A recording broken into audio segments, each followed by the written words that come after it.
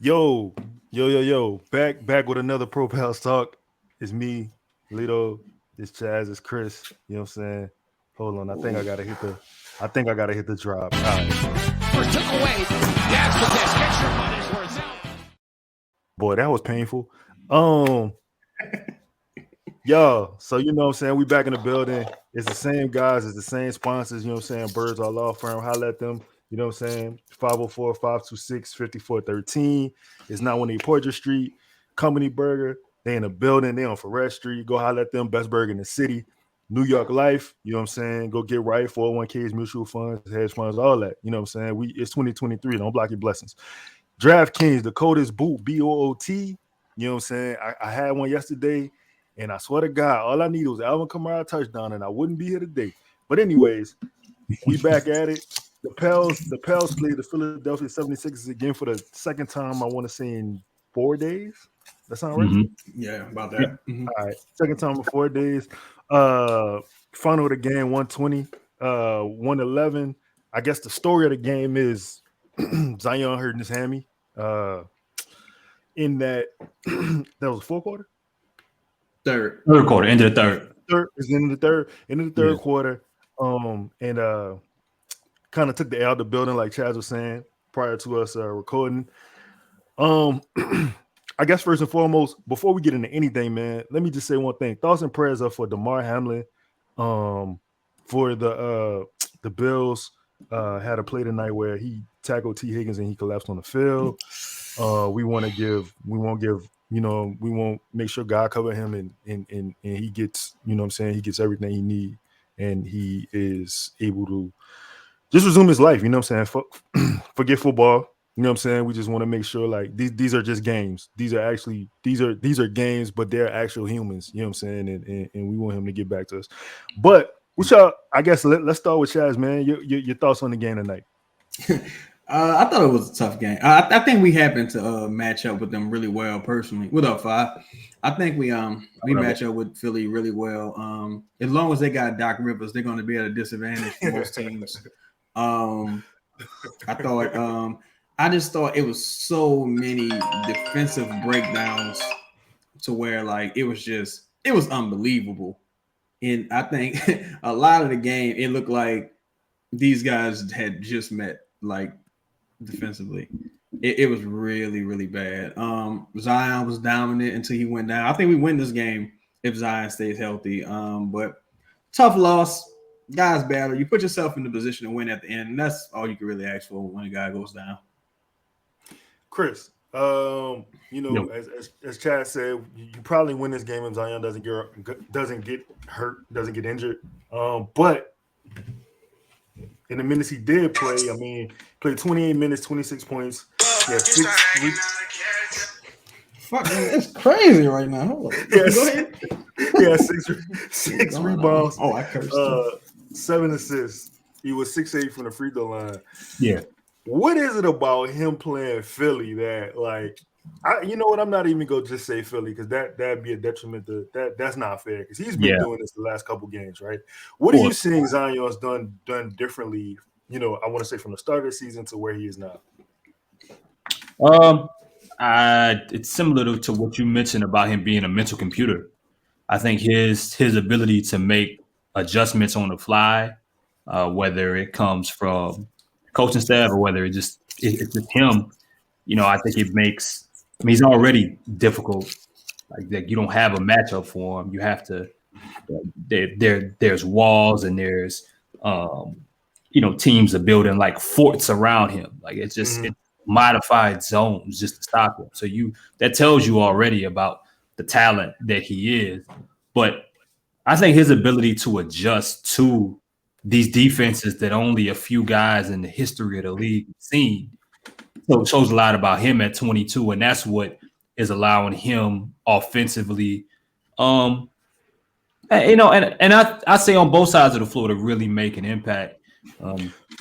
It's just that IQ of being able to from quarter to quarter, have to have play to play, figuring out the way that they're guarding me isn't going to change. They may try a different individual throughout, but his ability to say, all right, if if I go right this time, I finish left. Even going back to the Minnesota game where his right hand has been there the whole year.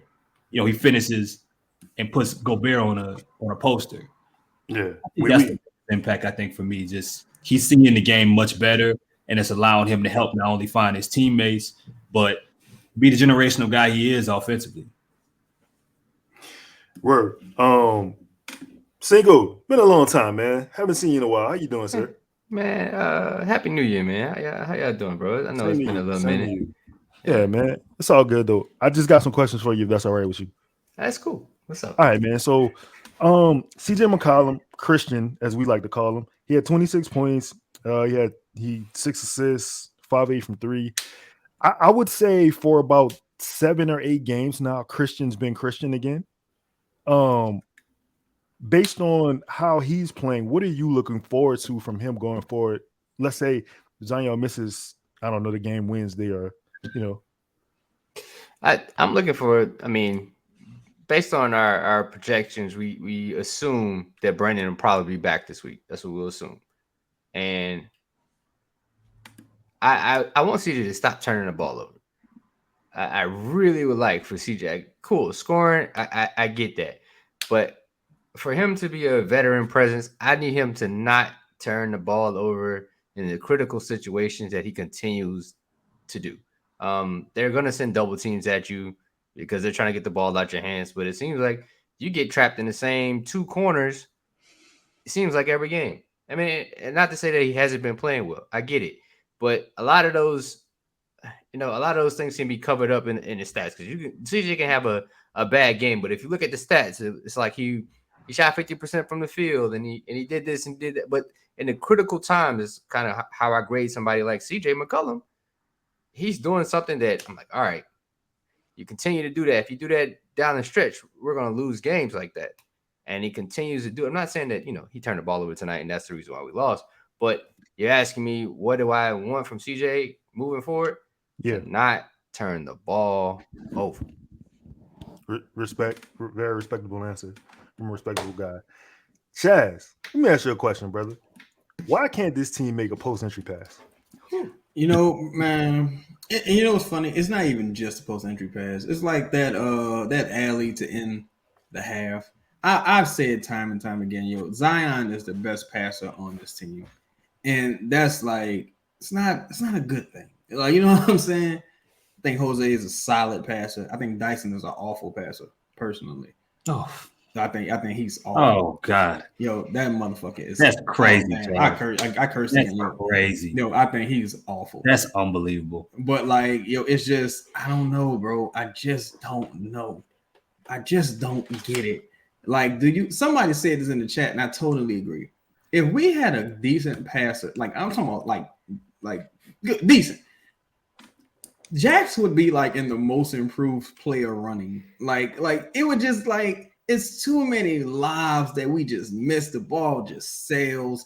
JV wide, like I got him sailed. Throw me the ball, and the ball just goes somewhere else. It's too much. It's like y'all don't practice this at all. Like, just what's happening, bro? I don't know. I don't have an answer for you, bro. I really don't. It's bad. It's bad. Chris, the follow up with Chastradamus. Yeah, so like we can't make a post entry pass. We can't throw lobs. What is the do we have a passing problem? Like, what is it that why do we have so many unforced errors? I mean, from the passing perspective, you don't have enough natural passers. You don't have guys that, were brought into this league or that you've watched throughout time and you say, man, that's a really good passer. You have some guys that are good passers for their position. You have some guys that can pass the ball well in a vacuum. But I don't think you have an overload of talented passers. Chaz saying Dyson's an awful passer, he needs to be arrested immediately as the new year starts. That is asinine. I'm putting together a highlight package. That's, I mean, yeah, bro. Not a passer at all, bro. That's great. There's some awful passers on this team that play similar positions that he, like, if you want to go. He's not one of them. But yeah, man, I don't think they don't have enough or really any. I mean, to be honest, like even dating back to last year, Brandon Ingram was the best passer on the team. Which okay, Brandon's a good passer. He's not built. He should not be your best passer. You know what I'm saying? Like, we're not talking about quote unquote LeBron James here, someone like that.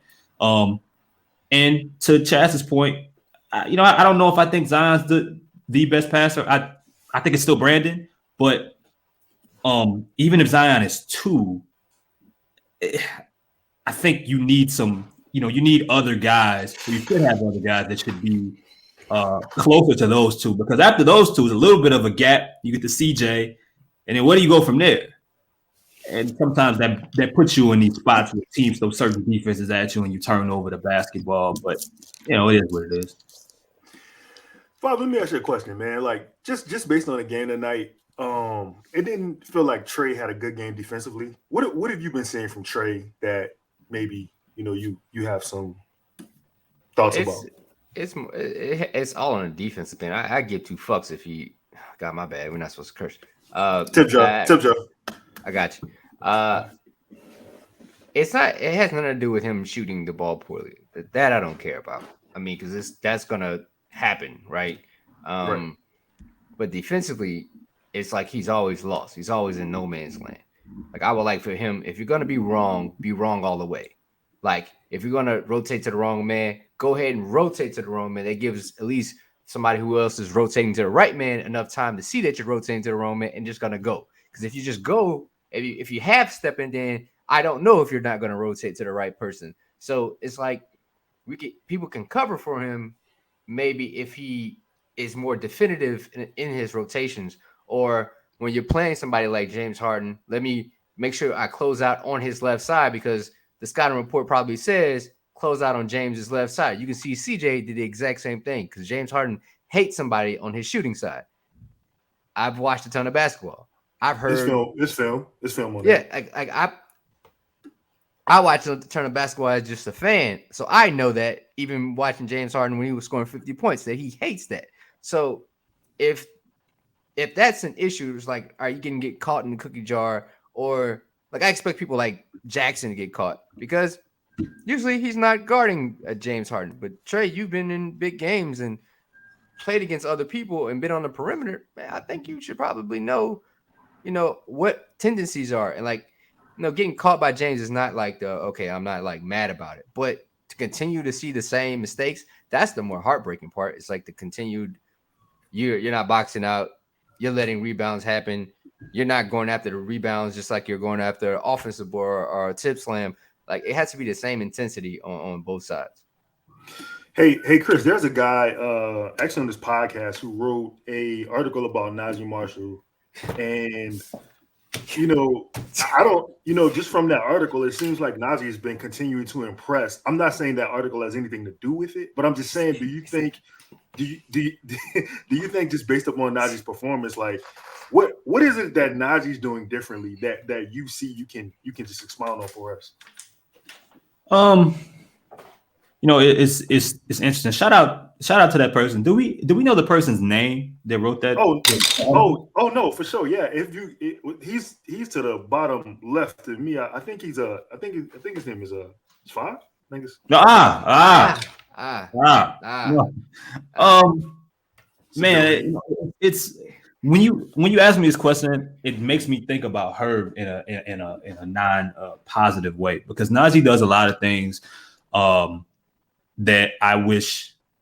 Well, he just has a mentality that I wish Herb had more often that would really help this team, especially. I mean, and it's going to change, right? Because if Zion misses a few games, Herb turns to a different person, right? Because he feels like he's more part of the offense, he's more part of the game, and you just see a different attack level from him. Kind of is what it is.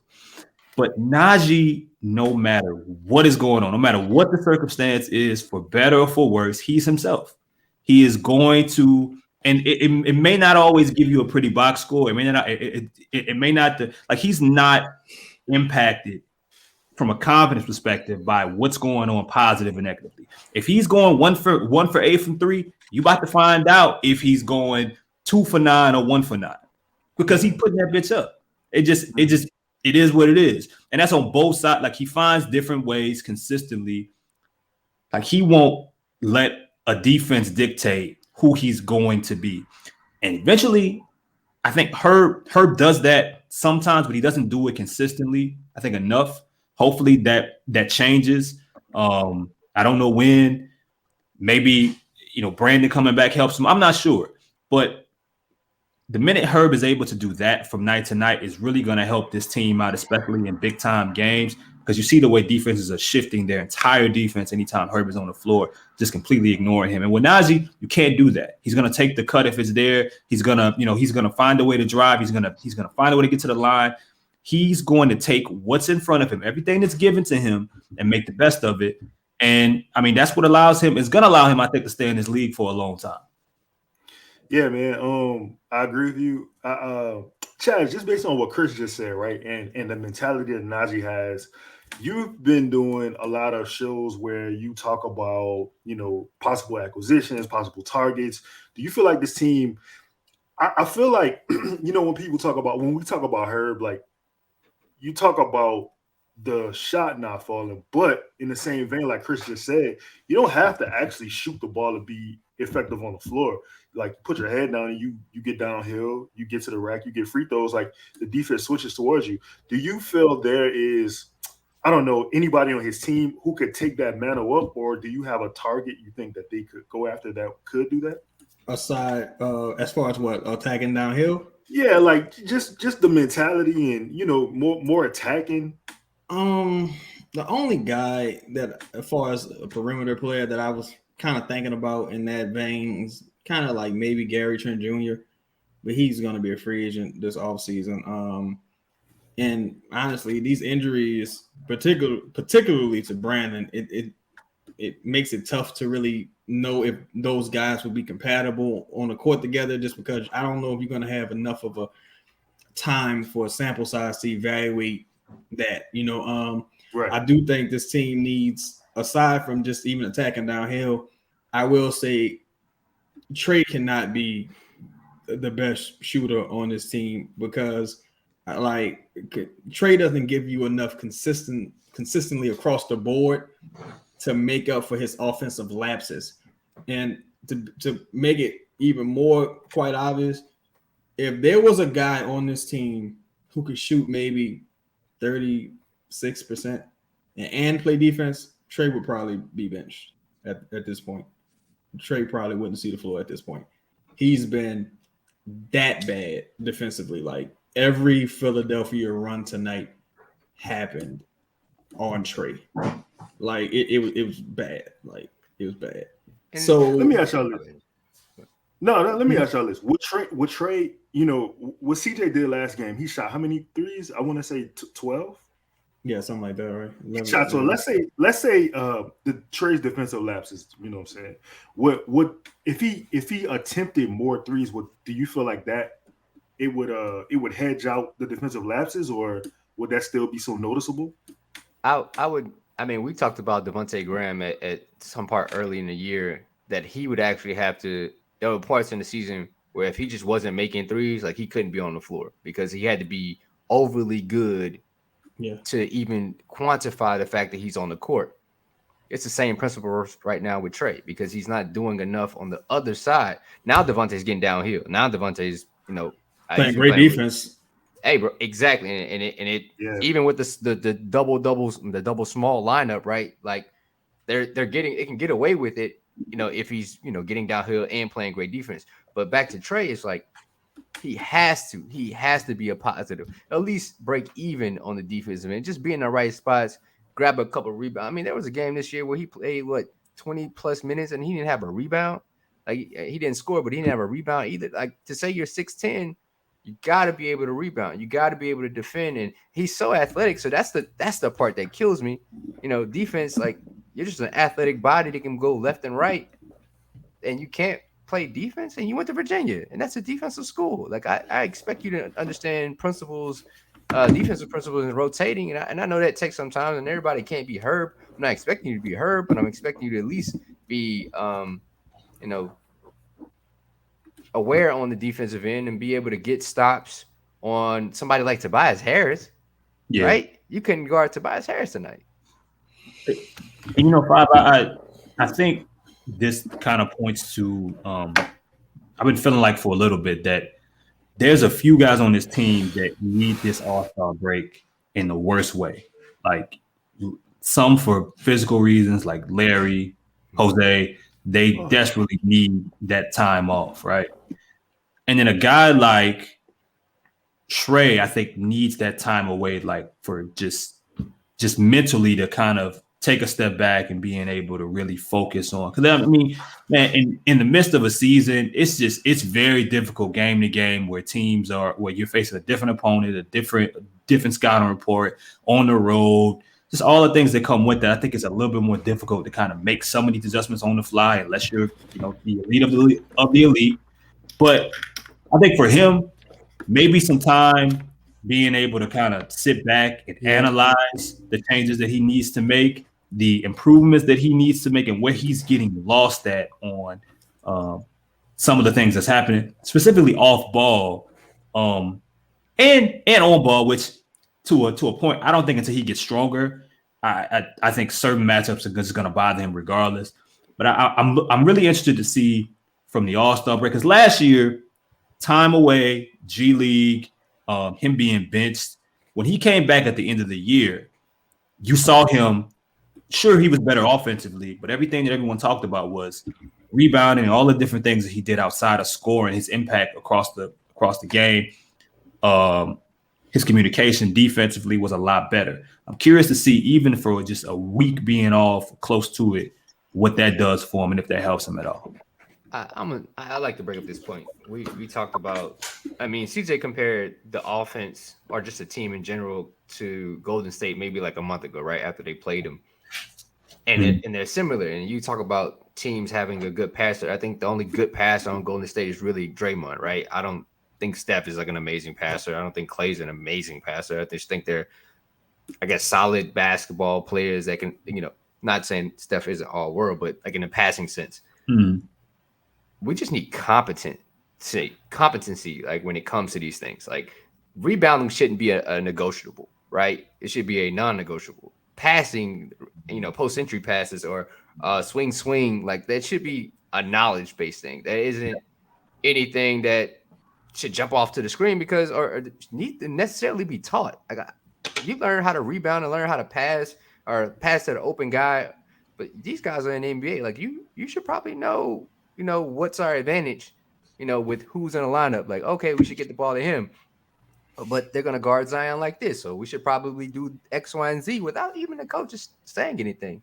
I think our biggest problem is competency, like understanding who we are, exactly what we want to do each time down the floor and actually on defense too. Is that a coaching thing though? Like, is that more so coaching or more so player?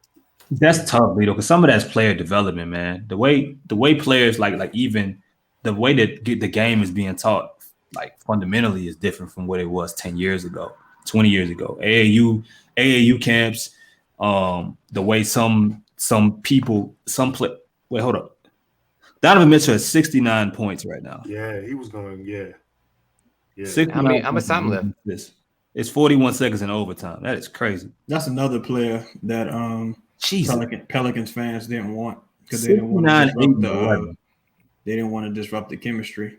I don't even know don't just skip me. That 69. No. So I mean, it's a question to the panel. Like, I'm sorry, I caught the end of what you were saying, because my mic was tripping. But like, I was just asking, is that more player development or is that more coaching, or player IQ, or is that like coaching? Is that like what is that? I think it's a 3-part answer to that. I think it could be coaching, could be player development, and also can be on the player. It's all like a holy trinity of things that probably need to go right. And I think that comes with playing. So I mean, even to Chris's point, like Trey probably needs some time away. Low key, nah. I think that motherfucker. God dang it! I think he needs At to this play. point, don't even worry about Yeah. it. I mean, it's over with now. Just don't even worry about it. I think he needs to play more. I'm gonna be honest. Like, there's no sitting out doesn't necessarily. Okay, yeah, it might refresh you, right? But like, you need to play. You need to play in meaningful points. Like, if you look at Golden State, they were playing a whole bunch of their young guys, and they were getting killed. But sometimes they were in games. So if you see them play now with Steph and them, they can thrive without them, which is a beautiful thing. They know their spots, they know what they want to do, and they know their advantage. And they do that at a very, very high level, even when Steph, Clay, and Draymond don't play. Like, that's the next step for this team, is teaching the young guys how to play, even without Zion, Brand. Like, it can't all or CJ, it can't always be on them. You have to know what that should look like, even if they're not on the court. We should be able to get the same kind of looks. But that's not the same. Go ahead. Go ahead. No, I'll say this, yo, for real. Like, what I saw with CJ in the fourth quarter tonight, but some of the double teams and collapsing on Embiid when you didn't have to. There's certain things. I don't think it's not just young guys, right? I see it with veterans too. It's like people come here and just get dumber. And it's been like that for years. Like, it's a thing. Like, it's a theme at this point, right? And the only thing, the common thread, is the staff, right? Like, you look at that staff, and Eric Bledsoe, yeah, he kind of gave up, but Tomas Satoransky, all these dudes, they just didn't forget how to play. It's like everyone kind of came here, and it's like, our veterans, they forget basic shit. Like, it's like, yo, how you just, everyone's just coming here and forgetting everything. To me, I told you, when you come to the Pelicans, it's BYOB. It's bring your own bag. If you don't know how to do something when you get here, you're just not going. It's like, say, Lito, can you drop the New York Life? I mean, shout out to New York Life, but can you drop that real quick? Can you drop that? Can you take that down? Can any one of y'all take that down? Let me see. Can any one of y'all take it down? Hold up. I might can do it. If I could take the sponsorship. Yeah, I just want to point out the fact not Cheddar Chaz. We might be light skinned. We might look alike. He might look like one of my cousins. Right. But I just want to put it out there. I am not Cheddar Chaz. But people. But we share similar ideas and ideals, but not all of them. But I am not. My thoughts do not reflect the network. Look, I'm not even under contract right now. I'm just freelancing right now. My thoughts do not reflect the network. I'm just saying, yo, ain't nowhere in the world Najee and CJ supposed to be doubling off of Yang and James Harden like that consistently. It's just like, yo. Is there no one scouted this? Like, no one, come on, y'all. Know your personnel, bro. It's like, what's happening here? It's just funny, bro. That's wild. That's crazy, man. Because you said something that you're so Chaz, you're saying basically like players come here and they don't really develop. Is that the thought? I think even the person people point to is Brandon Ingram. Brandon Ingram was in his fifth or sixth year when he got here, right? Jax hasn't really developed.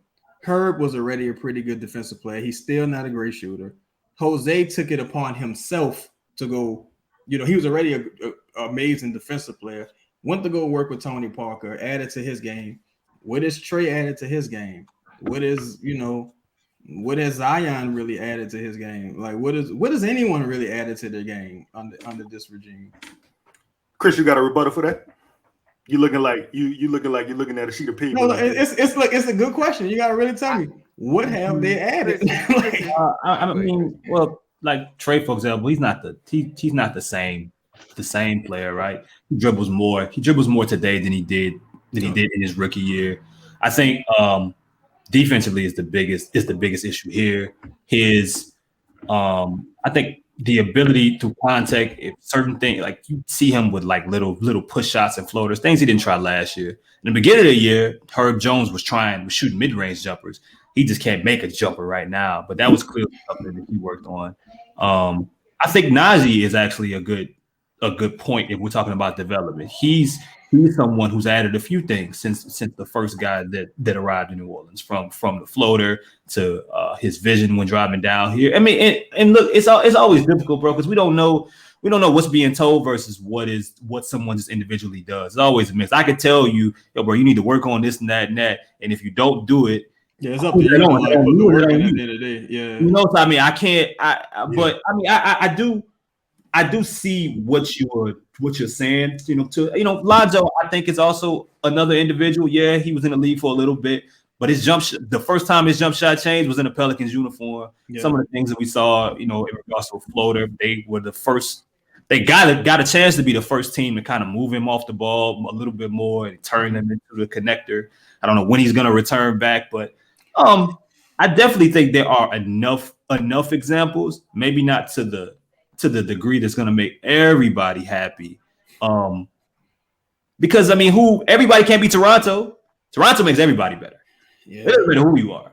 Toronto makes everybody better. They turned regular guys into good players into great players, and great players into stars. It's crazy. Hold on, Lito. I also want to shout out, like, Jose did get better throughout last season coming into. I think there was some player development there. You can look at Najee. But I do agree with you at somewhat, right? They also get better on their own. And I think that also is again, back to the Holy Trinity thing. Like, there needs to be some onus on the player getting better on their own, right? That's their responsibility. But defensively, that's, again, like Chris said, like, that's the issue. Like, there isn't a singular thing that you can be like, okay, this is what the team is getting better at defensively.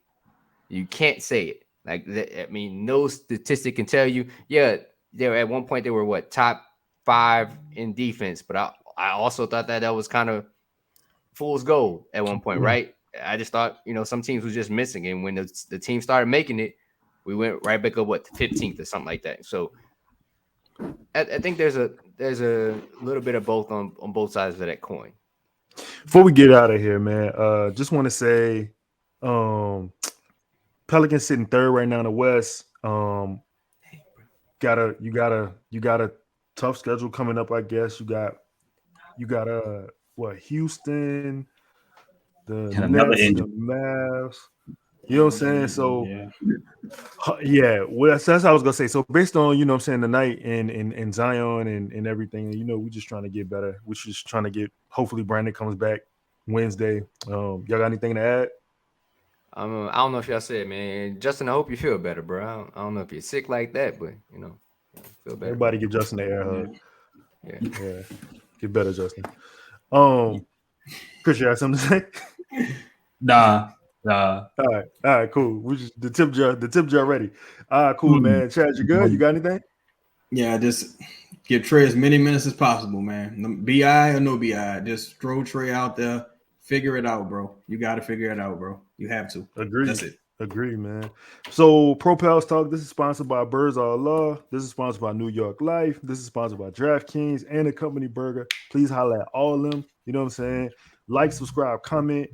Please argue with us on Twitter and YouTube. And y'all leave Chaz alone, please. Oh, no, I welcome it. Please. All right, man. We out. Peace. It's a knife. Yeah.